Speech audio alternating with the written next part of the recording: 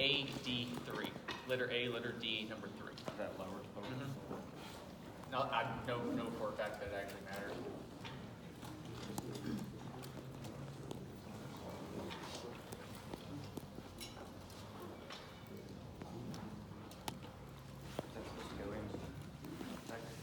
In domain. Okay. I have no idea what that is. I'm not an IT expert, so I can't help. All right, so the first thing is, of course, I have to have something to work with. So basically, we're going to start off in mean 353 mode. I'm just going to draw my geometry. And for the sake of argument, I'm going to pick on something that we discussed when we first started talking about multidimensional conduction. And we're going to do the square plate example with the different temperatures at the edges. And so I'm just going to kind of work here. I'm going to say we have about a 100 millimeter by 100 millimeter plate. And I would highly suggest that rather than try to follow along with me step by step, you kind of watch and learn and take notes. Because what I'm trying to give you here is more the forest viewpoint than the tree viewpoint.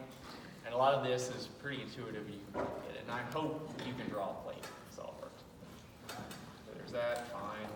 And then what I'm going to do, even though it's a 2D problem, I'm going to treat it as a 3D problem or give it unit depth. So when I exit my sketch and it says, do you want to extrude it? For the sake of argument, I'm just going to say, pretend it's 1 millimeter thick. And that's fine. Now, one thing we'll do in a moment is once we run this simulation for this kind of pseudo thickness plate, we'll go back and I'll show you how to do a strictly 2D simulation, as well as to leverage things like similar. But for the moment, we're going to have a 100 millimeter by 100 millimeter square, which is 1 millimeter thick. And that completes step 1. I drew my thing. Now I'm ready to do some thermal analysis here. If you go to the Simulations tab, you can get the drop down for the new study, and that's exactly what we're doing. We're doing a new study. And it, of course, first does not know what you want to do. It assumes you want to do a static. We do not. We want to select thermal here. Now, you'll see here, there is a checkbox for a use a 2D simplification. If I click this, it will ask me what face I want to do the 2D simplification of, and it will ask how thick do you want it to pretend it to be. So in fact, let me just check that real quick. Actually, let me solve it 3D first, and then I'll come back to that. And we're good to go, so we'll just say, yep, let's create that study. And now it understands that we're going to be setting up a thermal study. And you'll notice that down here at the bottom, I now have what is calling thermal 1. I could have named it something else, but I didn't. And so SolidWorks does try to make things as easy as possible. I can interface down here within the side menu, or I can basically move from left to right along my icons at the top to more or less get this done. The first thing I need to do is assign a part. So if I select my unit, and I could have more than one if it's an assembly, I can right-click and apply Edit Material.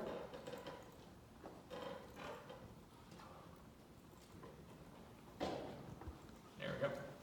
And you'll notice that, as you would expect, SolidWorks has a lot of different built-in materials. We've got different steels, a lot of steels. We've got a lot of aluminum alloys, copper, blah, blah, blah. And if you look in here, and I'll just pick on one, it's got elastic modulus, Poisson's ratio, etc., etc. For steady state heat transfer, the only one we really care about is thermal conductivity. So in this case, 16. So, in the problems you have for homework, there's a set value. You could, in theory, hunt for a built-in material with that thermal conductivity. Or, probably the easier thing is to just define your own custom material. So you can right-click here,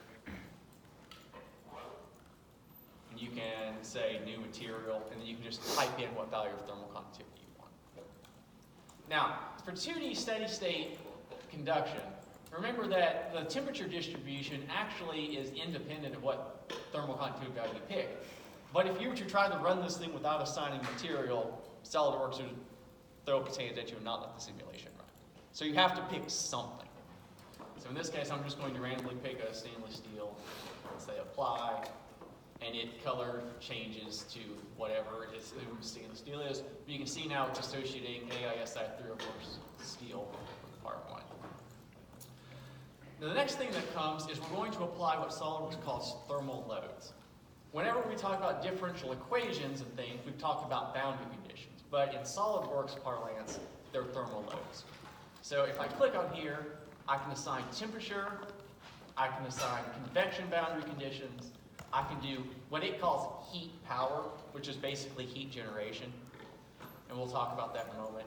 A heat flux, so watts per millimeter squared, centimeter squared, whatever, as well as radiation, which we've not talked about much. But these are kind of your options here. And one thing you won't see on this kind of boundary condition assignment is symmetry or insulated boundary. And the reason, and this is very important, and to my knowledge is true of practically all of these type of finite element softwares, is that if you do not assign a boundary condition to a face, it assumes that is an adiabatic face. In other words, adiabatic or insulated is its default for anything you don't tell it otherwise. Right? That's a double-edged sword, right? It's the pro in the sense that it doesn't allow heat to randomly leak out of your object. But it also means if you forget to have a heat path outward, you'll run the simulation and get temperatures of the sun type results because you've basically given it nowhere to go. So just keep in mind that anything you don't give a boundary condition to, it assumes is insulated. Which also means you can leverage that when you're doing planes of symmetry, which we'll show here in a moment. So, heading back to what we're trying to do here, we'll just kind of start with the simplest and say, I'm going to choose some temperatures here. And of course, it wants to know what faces, edges, or vertices. Since I'm doing this as a 3D plate, I can assign it to faces and things, but I'm trying to do kind of an analog to that case we did on the board. So I'm going to select a face, face. Actually, nope. It is zoomed in. That's my fault. There. And I'll swing around and pick this other face. That'll work. So I'm going to have 3 faces at a given temperature. You can set this default up otherwise, but notice I can talk in terms of Kelvin, Fahrenheit, Celsius. And since the default actually is 0 Kelvin, when I switch over to Celsius, it goes negative G temperature. So just kind of randomly picking, I'm going to say these 3 faces are at 25. And now I actually have to go and set a separate boundary condition for my 4th and final face. And there is a little bit of lag here when you're doing it online. Thermal load, temperature, and I want this last face here. I'm going to say it's at 100.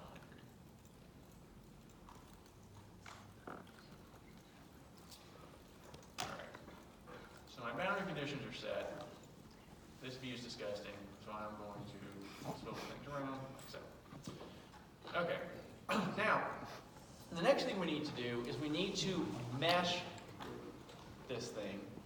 And SolidWorks does try to make things as easy as possible. If I had multiple bodies in assembly, by the way, I could tell it basically how to treat the contacts between objects A and B. But in this case, I only have a single part in my workspace, so we skip that stuff. Run this study, but it'll tell SolidWorks, mesh it automatically and solve the thing and go to 10. But there are times when you actually want to have a bit more control. So instead, I'm going to say create mesh. And again, SolidWorks being, always, oversimplified, it gives me this handy little slider that says if I slide to the left, it's going to create a coarse mesh, and I can literally just slide it left and right and kind of pick a global mesh size, which for lots of cases is fine. There are other times when you want to basically tell it what your minimum mesh size you want. You can do a transition to where it's very fine near one face, and then the element size grows as you move outward. Standard practice is you want more elements near strong temperature gradients, and you require fewer elements in regions of uniform temperature. But you may not necessarily know that a priori. So there's a lot of more meshing options here you can play with. But just for the sake of education here, we're going to be naively and say, just give me as coarse as you can go, and we'll run that. And that is basically, coarse, and I can right-click on my mesh if I want to, and say, let's see, details, and it gives me some specs here. And it's a little bit hard to read, but this is basically about 4,500 nodes. And it does go one cell deep into the millimeter. So you can imagine, compared to your homework problems you've been working on, writing basically 4,500 nodal equations. So besides your being finite difference and this being finite element, the power here is that the software gives you a visual graphical interface, takes the geometry and the boundary condition information you give it, and then basically sets up and solves the equations automatically kind of in the background. But fundamentally, it's going to do the same thing you all are kind of doing the brute force way on 6 and 8 and 10 and 12 nodes. And so now we're ready to run, and of course we're running with our coarse mesh here, so it's done in like a second. Ooh. And so this is reverse from the way I was drawing on the board, but you get the same idea. Here's my high temperature boundary. Things kind of diffuse parabolically through here. And you can kind of see it does try its best on this temperature contour plot to smooth things out, but it's readily apparent that your mesh is so coarse, you're kind of getting some, for lack of a better term, pixelation in your temperature distribution. In terms of results here, I can do multiple different plots of different things. Plot tools, so I can do section clipping. So in other words, I can look at a cross section of a profile. So if I rotate this 90 degrees, I can do that. I can look at iso clipping. And so if I wanted to only plot, for example, things above a certain temperature, I can do that. And I can save any of these as an image. Here, I really don't like the way this is displaying, so I can right-click and go to edit definition. And so I don't want it in Kelvin, I want it in Celsius. And I can say, you know what, I don't want you to automatically scale. I want to set my scale. So for example, if you're doing 5, 6, 7, 8 cases, you want them all to have apples to apples color scaling, you could set the temperature contour scales to be the exact same in every single case. So you don't get like a skewed perception of what is hot and what is cold. So you have a lot of control over that. And scientific is the default, but you can do floating and tell it I only want 1 decimal. Still in Kelvin. Should be there we go. Nice. All right, so now, as expected, my hottest thing here is 100. My coldest is 100. I got everything in between.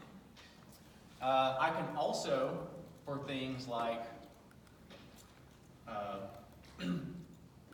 results, I can do list thermal.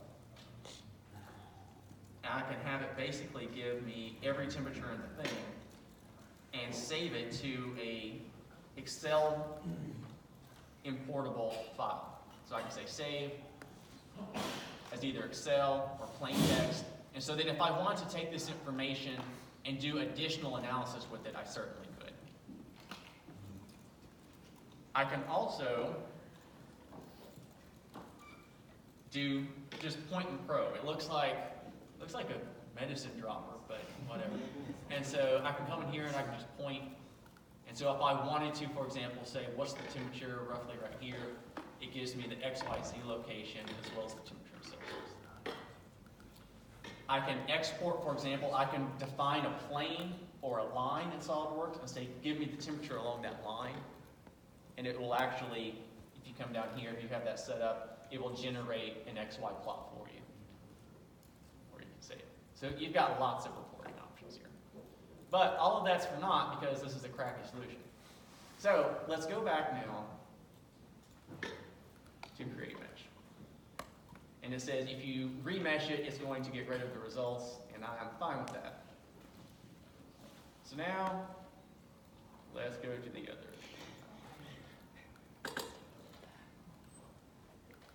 And you can already tell, just from the meshing part, that this is going to take longer because it previously meshed in hardly long enough for the dialog to come up. And this is not running on my laptop, by the way. This is running on the server computer. So your results may vary depending on how nice or not nice. Right, and so if I, just for the sake of argument, come in here and check my details. Now we are looking at about 65,000 nodes. And run it. Yes, All right. So one of the benefits of doing this on the cloud is I can do other things on my laptop while I'm running. So this is now much better. Same general solution, but you can see now that I've got a much better distribution. If I go and start probing around, it's a little bit less pixelated. I get values basically wherever I click, and everything good. And so that's a pretty naive, example there. But let's go back for a second. I have geometric symmetry, right? It's 100 by 100 is a square plate, and I've got boundary condition symmetry. So if I were hard up for nodes, or if I was interested in saving time or whatnot, or just not looking like an imager, I can leverage symmetry and only have to simulate half this domain. So again, how would I do that? There is no symmetry boundary condition. So what I'm going to do here is I'm actually going to delete this study and go back to my model. And I'm going to now, rather than drawing a 100 by 100 plate, I'm only going to draw, I'll keep my 100 dimension, but now we are only going to go 50 wide. And everything else stays the same. All right, and now I'm going to do my simulation. And everything else is going to be the same with one exception. New study, all good. My part. That's fine. Temperature, previously I assigned that 25 degrees Celsius temperature to the 3 edges, and then I did this for the 100C on the floor. Here I'm going to do that one at 25. I will do my bottom edge at 25 again.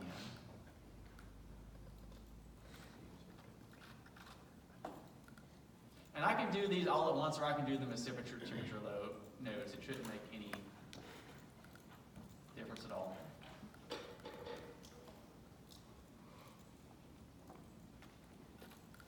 Now I'm going to come up here and put my top face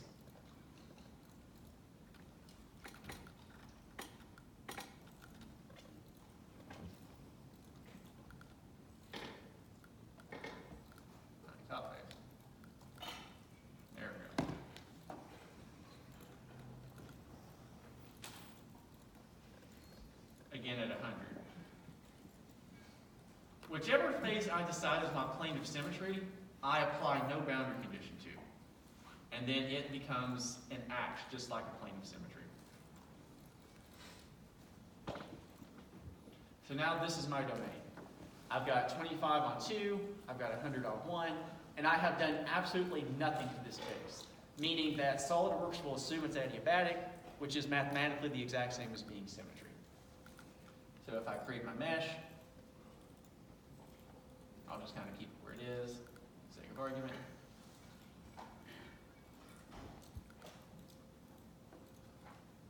And run. There we go. So it's flipped just because I applied it to the other Z face, but this is essentially the exact same solution as what I got, but on the half domain with my plane of symmetry here. Which means that if I'm capped out on SolidWorks for this particular simulation at 64,000 nodes, previously I was doing 64,000 across the full 100 by 100. Now I have the ability to do 64,000 in half that domain, which basically means I can achieve double the spatial resolution for the same computational expense. And so that's basically how symmetry works. Let's go back now and let's see, I'll keep the 75, 100, and I'll keep the 25. I'll delete one of these. Yes, I do run. Yes. All right. Now I've got my 25, I've got my 100, And what I can do here is I can come in and I can apply a different boundary condition. So let's say I had convection. We'll just kind of come down here. If I had convection, I select the face, just like I was doing. And now look at what my other options are. It asks me, for example, what my convection coefficient is. That's my H value. 5, 50, 500, whatever helps. And it also asks me what my bulk ambient temperature is in Kelvin, which I actually can't unselect that. This is my T infinity, right, my far field. So this is still a purely conduction simulation, but you're able to apply boundary conditions for convection, just like before. The difference between this and, say, computational fluid dynamics is here you're still just specifying an H, which you kind of have to know beforehand. For computational fluid dynamics, you actually simulate the flow of the air, the flow of the water, what have you, and the H comes from that. And we'll talk about that a little bit more in the second kind of phase of this class. But for right now, if you're given an H right here, if you're given a bulk ambient here, notice though that because we're doing this numerically, you can do things like use a temperature curve at the boundary. You're not set to necessarily a set temperature. You can do much more complex boundary conditions in SolidWorks, ANSYS, etc. than you can simply kind of with our rudimentary analytic. Okay, well, maybe I don't want to do convection. Heat power. Now, this is something that will come up in your homework, because if I select heat power, it says, all right, select your entity. And I have this handy option of select all exposed faces. If I select all exposed faces, it's only going to apply that many watts at the faces. And it's not going to have any wattage per se on any interior node. So that's not really what I want. What I really want is to select the volume. And so sometimes this works, sometimes not. I may be able to select part thermal load, heat power, and that worked. In other words, now it understands I want this whole thing to generate power at the rate of, I'll just pick a number, 3 watts. Or I could have a reverse direction and be extracting heat at 3 to 3 watts. In this case, I'm going to put heat in at 3 to 3 watts. Notice that does not say watt per cubic meter. Most of the time we talk about heat generation, we're talking about watt per unit volume. In this case, if the problem statement gives me watt per unit volume and SolidWorks wants watts, I would have to do the actual math of multiplying my heat generation per unit volume times my volume and put that watts in. If you absolutely positively have issues grabbing the volume, for whatever reason, it's much easier to grab volumes in the assembly version. So you can always just draw the part, save it, open assembly, throw the part in there, and do the simulation of assembly, and then it's much, much easier to pick things and have an understanding in the volume as opposed to basis. So it's kind of like an end around, but it does work if you really have problems. I've actually not run this case, so yeah, we'll keep that. All right, so now I've basically got no boundary condition here, no boundary condition here, 25 and 100, and I've got 3 watts being generated everywhere else. So this is going to be a bit of an adventure. It may crash, but we'll just see.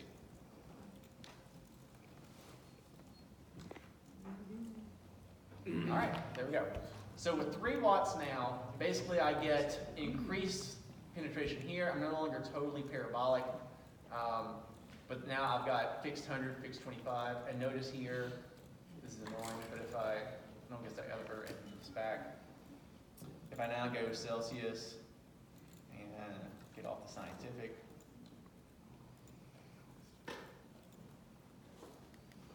my highest temperature is still 100, but if I were to continue to push that heating value up, I could actually have my hottest point not be this boundary, right? It could be something higher.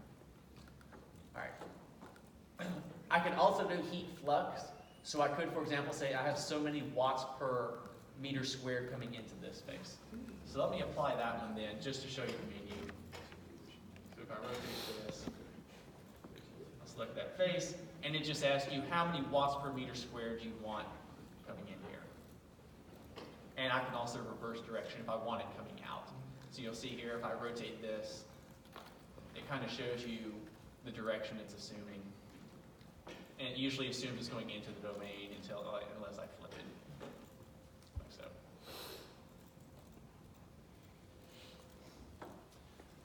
All right. So that's kind of the basics. That should get you through the homework. I do want to show you one quick thing, or try it, I should say. Because again, it crashed on me earlier, and I kind of want to know why. All right. Let me choose this. I'm going to say I'm going to do my simulation. Fine. New study. Thermal. Use a 2D simplification. And it asks me section plane. I want that section plane. And I'm going to say pretend that section is 1 millimeter thick, which is how I drew it, but I could have just drawn a plane and done it. And it automatically now gives me basically a rectangle. So just like I had. And so now I can do the same simulation in 2D. And so if I apply my material, all the rest of the steps are the same. But now when I apply my thermal loads, for temperature, for example, I'm applying them to edges as opposed to faces, which does actually make picking much easier. Now, you know, if you're a per unit depth person that has to set the unit depth to 1 meter, that's fine and easy on analytical. But if you were to take this plate and make it 1 meter deep, just for convenience sake, that's pretty dumb, because now you've got this huge long thing extending into the screen that has been eating up nodes that has nothing at all to do with your problem. So I do not recommend setting something to 1 meter deep just to say you did it. 1 millimeter, fine, but for the sake of argument, just kind of exercise some common sense when it comes to, you know, economic usage of nodes and cells here.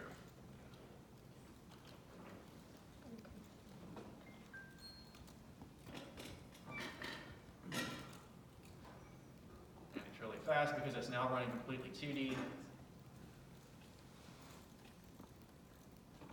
Yep.